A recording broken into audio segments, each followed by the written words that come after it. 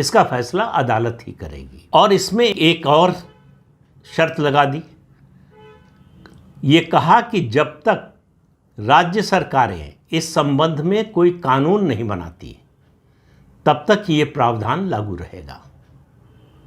यानी इस शर्त को या इस मांग को भी मानने से सुप्रीम कोर्ट ने मना कर दिया।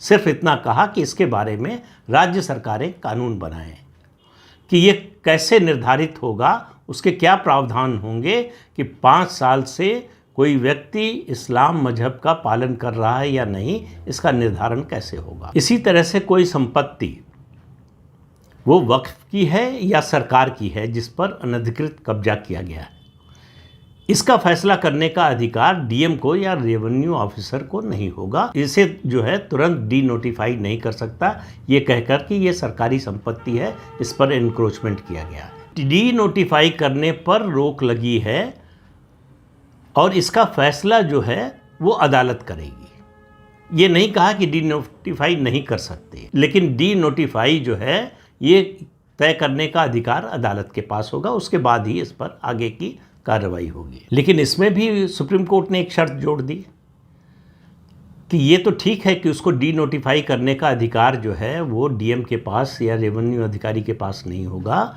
लेकिन जब तक इस मामले में अंतिम फैसला नहीं होता, यानी सुप्रीम कोर्ट का अंतिम फैसला नहीं आता, तब तक किसी तीसरी पार्टी के पक्ष में इस संपत्ति का निपटारा नहीं किया जा सकता। ये नहीं हो सकता किसी तीसरे पक्ष को आप उसको लीज पर दे दें, किराए पर दे दें या मॉल बनाने की इजाज़त दे दें या इस तरह का किसी कमर्शियल इस्तेमाल के लिए उसको आप सौंप दें ज़मीन या संपत्ति, ये नहीं हो सकता। यानी अगर एनक्रोचमेंट है तो उस पर तीसरी पार्टी को इन्वॉल्व नहीं किया जा सकता जब तक कि अदालत का अंतिम फैसला नहीं आता। देखिए 1995 में ये जो कानून बना, आप समझिए कि मुसलमानों को खुश करने के लिए 1996 में लोकसभा का चुनाव होना था।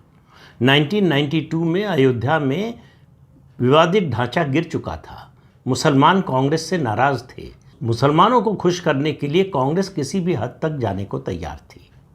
ऐसे ये कानून बनाया गया और इसमें कहा गया कि वक्फ की संपत्ति पर किसी ने अतिक्रमण किया है, वो चाहे सरकारी अतिक्रमण हो चाहे निजी अतिक्रमण हो, इसको चैलेंज करने की कोई समय सीमा नहीं थी 1995 के एक्ट में। सुप्रीम कोर्ट ने कहा कि ये नहीं हो सकता।